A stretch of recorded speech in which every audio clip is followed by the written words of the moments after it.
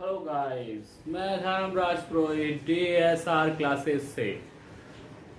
आज जो टॉपिक मैं आपके लेके आया हूँ, जो काफ़ी एग्ज़ाम के आधार पर देखा जाए, बोर्ड एग्ज़ाम में या फिर BA या फिर MCOM या MA जो इकोनॉमिक्स है, उन एग्ज़ामों के अंतर्गत बहुत ही ज़्यादा महत्वपूर्ण टॉपिक रहा है।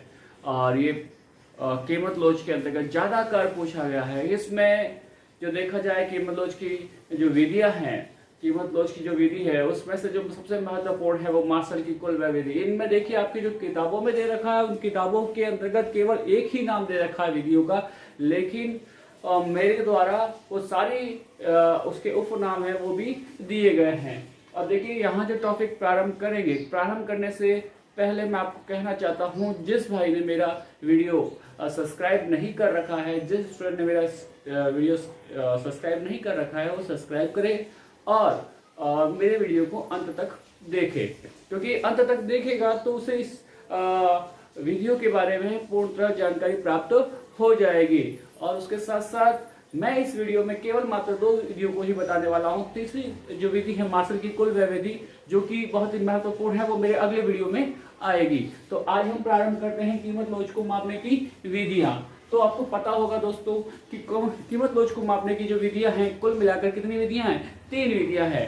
3 विधियों के अंतर्गत प्रथम विधि का नाम आता है अनुपातिक प्रतिशत विधि, जो कि मैंने पहले ही बोर्ड में दर्शा रखी है। यानी यहाँ टॉपिक का नाम लिख रखा है और फिर लिख रखा है कीमत लोच को मापने की कुल 3 विधियां हैं। उसमें से प्रथम विधि है कीमत लोच की अनुपातिक विधि भी कह सकते हैं और प्रतिशत विधि भी कहते हैं। इसको हम लोग फ्लक्स की विधि के नाम से भी जानते हैं। सेकंड आती है ज्यामितीय विधि और बिंदु लोच विधि। इन 2 विधियों को आज इस वीडियो के अंदर हम पढ़ेंगे। और जो लास्ट जो देखिए कुल व्यय विधि, इसको मार्शल की कुल व्यय विधि कहते हैं, इसको हम लोग अगले वीडियो में पढ़ेंगे, क्योंकि ये विधि बहुत ही अधिक लंबी है और समझने योग्य भी है और बोर्ड एग्जामों में ज्यादातर पूछी भी गई है। तो फर्स्ट जो है अनुपातिक प्रतिशत विधि, यहाँ पर जो मैंने अभी परिभाषा लिखी है वो परिभाषा किताबी लैंग्वेज के आधार पर लिखी गई है, लेकिन मैं इसकी शॉर्ट ट्रिक भी आपको बताऊंगा। उस ट्रिक के आधार पर आप इस परिभाषा को आसानी से याद कर सकते हैं। इस विधि मांग की कीमत लोच में या मांग में अनुपातिक या प्रतिशत परिवर्तन का कीमत में अनुपातिक या प्रतिशत परिवर्तन का भाग देने पर प्राप्त होती है। तो यहाँ पर क्या कह रहा है कि मांग मात्रा में अनुपातिक या प्रतिशत परिवर्तन में किसका भाग देना है? कीमत में अनुपातिक या प्रतिशत परिवर्तन का भाग देना है। यानी मांग में होने वाले परिवर्तन में कीमत में होने वाले परिवर्तन का भाग दीजिए और भाग देने से प्राप्त होने वाली दर कीमत लोच कहलाएगी। ये जो निकालने का तरीका है वो अनुपातिक प्रतिशत विधि के द्वारा। देखिए, हमें कंफ्यूजन नहीं होना। हम लोग क्या करते हैं, कंफ्यूज नहीं होते सर, यहाँ तो इसकी जो परिभाषा बोल रहे हैं तो यहाँ पर इसका नाम आना चाहिए अनुपातिक प्रतिशत विधि। ये तो विधि है किसको ज्ञात करने की? कीमत लोच को ज्ञात करने की विधि है। किसको ज्ञात करने की है? तो यहाँ जो निकलने वाला प्रतिफल है वो कीमत लोच आता है, ना कि अनुपातिक प्रतिशत विधि का प्रतिफल आता है। ये एक तरीका होता है याद करने का। यानी बहुत सारी बार है, हम अकाउंट्स में भी पढ़ते हैं कि जो विधियां हैं, प्रत्यक्ष विधि है, अप्रत्यक्ष विधि है, मीन मीडियन की मोड की जो विधियां हैं, मीन मीडियन मोड हम निकालते क्या है? प्रत्यक्ष विधि से निकालो, चाहे खंडित विधि से निकालो या अन्य विधियों से निकालो। तो मूल निकालने का क्या ध्येय होता है कि हम लोग मीन निकाल रहे हैं, मीडियम निकाल रहे हैं, यानी मध्य का बहुलकीय निकाल रहे हैं। तो उसी प्रकार हम लोग इससे क्या कर रहे हैं? कीमत लोच की गणना कर रहे हैं। तो जो प्राप्त होने वाला है वो क्या है? कीमत लोच प्राप्त होगी। तो यहाँ पर शॉर्ट ट्रिक, यानी मांग में परिवर्तन में किसका भाग देना है? कीमत में परिवर्तन का भाग लगा देगी। मांग में परिवर्तन में कीमत में परिवर्तन का भाग लगाने पर प्राप्त होने वाली दर कीमत लोच की दर कहलाती है। तो यही वही सूत्र भी वही हो जाएगा। सूत्र भी लिखा, देखिए, मांग में अनुपातिक प्रतिशत परिवर्तन में किसका भाग लगाया गया है? कीमत में अनुपातिक प्रतिशत परिवर्तन का। यानी मांग में अनुपातिक प्रतिशत परिवर्तन में कीमत में अनुपातिक प्रतिशत परिवर्तन का भाग लगाया जाता है, तो आपको अनुपातिक प्रतिशत विधि कहलाती है। यदि आपको सूत्र याद है तो परिभाषा भी याद हो जाएगी, और सूत्र याद हो रहा है तो क्वेश्चन भी हल हो जाएगा। यहां इस चीजों को आपको ध्यान में रखना है। तो उसका वापस जो सूत्र बन के आता है शॉर्ट, डेल्टा क्यू बटे डेल्टा पी इंटू पी बटे क्यू। यदि आपने कीमत लोच का सूत्र याद किया था तो आपको ये सूत्र याद होगा कि यहाँ पर कीमत लोच का सूत्र और आनुपातिक परिशुद्ध विधि का सूत्र का एक ही है, डेल्टा पी बटे डेल्टा क्यू इंटू पी बटे क्यू। अब यहां इस सूत्र को समझना वापस पुनः आवश्यक होगा। अगर पहले वाला आपको याद होगा, मेरा वीडियो आपने ध्यान से देखा होगा, पूरा देखा होगा, तो आपको ये चीजें याद रही होगी। यहाँ डेल्टा क्यू का मतलब होता है मांग में परिवर्तन, यानी क्यू का अर्थ क्या हो गया, क्वांटिटी, क्वांटिटी भी इसकी मांग की, मांग मात्रा में परिवर्तन, और पी का मतलब होता है प्राइस, यानी कीमत में परिवर्तन। यानी परिवर्तन क्या है कि पहले जो कीमत थी और उसके बाद कितनी कीमत हो गई, उन दोनों के मध्य का जो अंतर होता है वही परिवर्तन कहलाता है। और मांग में परिवर्तन, पहले जो मांग थी और अब जो मांग है उनमें जो परिवर्तन है वो कहलाता है। और पी, केवल पी दे रखा है तो प्रारंभिक कीमत, यानी पहले, सबसे पहले वाली कीमत, और क्यू का मतलब होता है पहले वाली मांग मात्रा। यही लिखा हुआ है, डेल्टा क्यू बराबर मांग में परिवर्तन, डेल्टा पी बराबर कीमत में परिवर्तन, और P बराबर प्रारंभिक कीमत और Q बराबर प्रारंभिक मांग मात्रा। यहाँ क्वेश्चन मैंने एक लिखा है, देखिए माना आम का मूल्य 100 रुपए है, कितना है, 100 रुपए पर केजी है, तो उस वक्त उपभोक्ता उसकी कितनी मांग कर रहा है, 10 केजी। कितनी कर रहा है, 10 केजी। और जैसे ही कीमतें घट कर कितनी हो जाती है, 50 हो जाती है, तो उसकी मांग मात्रा बढ़कर कितनी हो जाती है, 20 केजी हो जाती है। तो वो कह रहा है कि आनुपातिक विधि के द्वारा कीमत लोच की दर ज्ञात कीजिए। अब हमें वही सूत्र याद करना है, डेल्टा क्यू, सूत्र हमें याद होना चाहिए। सूत्र क्या है, ईडी बराबर delta P but delta Q बराबर डेल्टा पी इंटू पी बटे क्यू।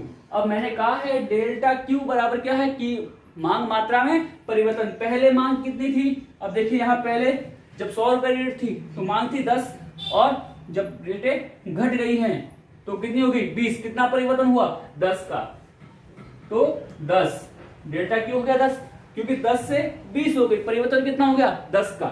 फिर कीमतें, डेल्टा पी यानी कीमत में परिवर्तन, पहले कीमत कितनी थी 100 और अब कितनी होगी 50, कितना परिवर्तन, 50 का। और पी बराबर क्या है, पी बराबर प्रारंभिक कीमत, प्रारंभिक कीमत कितनी दे रखी है, प्रारंभिक कीमत 100 रुपए,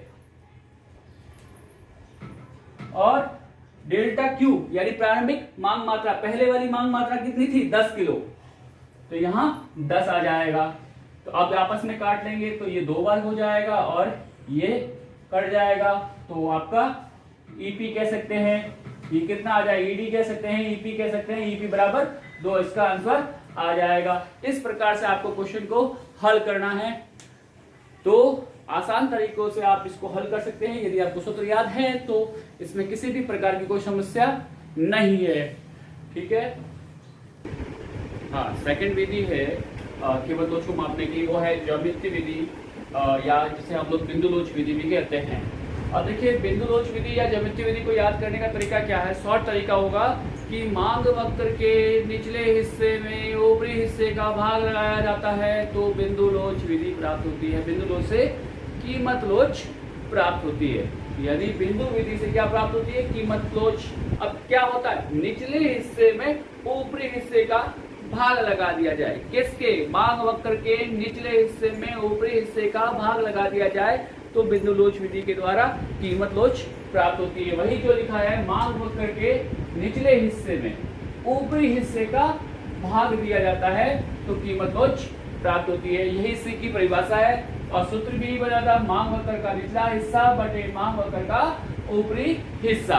अब देखिए यहाँ मैंने एक क्वेश्चन लिया है, काफी बार पूछा जाता है कि बताइए कि पी बिंदु पर क्या होगा, ए बिंदु पर क्या होगा, 2 नंबर का क्वेश्चन आता है, इस प्रकार का डायग्राम बना हुआ होता है, क्योंकि ये मांग वक्र बना हुआ है और मांग वक्र पे किस पर सभी जो श्रेणियां हैं वो मौजूद होती है कि ओ एक्स अक्ष पर अगर देखा जाए तो यहाँ पर आपकी पूर्णतया बेरोजगार उसके थोड़ी ऊपर है, इकाई से कम, ये इकाई से बराबर, इकाई से अधिक और अनंत, यहाँ इस प्रकार से दे रखा होता है। और पूछा जाता है कि पी बिंदु पर कीमत लोच क्या होगी, एम बिंदु पर कीमत लोच क्या होगी, एन बिंदु पर क्या होगी, ए बिंदु पर क्या होगी, बी बिंदु पर क्या होगी, तो हमें गणना कैसे करनी है। तो उसी का एक एग्जांपल दे रखा है कि पी बिंदु पर गणना की जाए तो यहाँ पर पहला सूत्र क्या गया, मांग वक्र के निचला हिस्सा, निचला हिस्सा क्या है, बी, इसका नीचे का हिस्सा क्या है, बी, तो क्या हो जाएगा पी बी, ऊपरी हिस्सा क्या है, पी ए,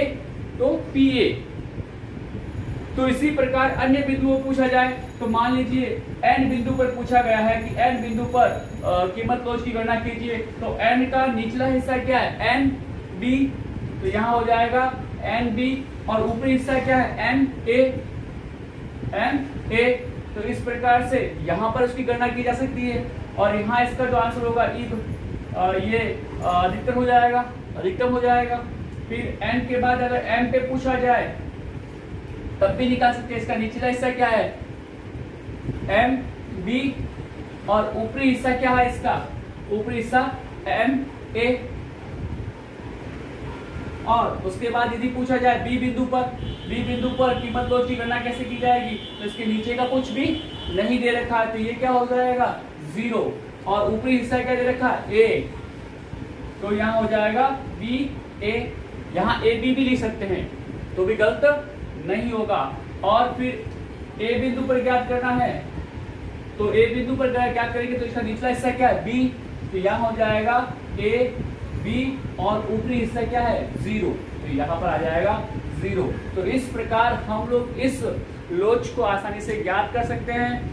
आपको यहाँ ध्यान रखना होगा कि हमें जिस बिंदु पर लोच को ज्ञात करना है उस बिंदु के निचले हिस्से बटे ऊपरी हिस्से को ध्यान रखना है। ऊपरी हिस्से में सबसे ऊपर वाला, निचले हिस्से में सबसे नीचे वाले को ध्यान में रखते हुए उसको ज्ञात करना है। काफी बार इस प्रकार के क्वेश्चन पूछे गए हैं, और नेक्स्ट वीडियो में मार्शल की कुल व्यय विधि को लेके आऊंगा।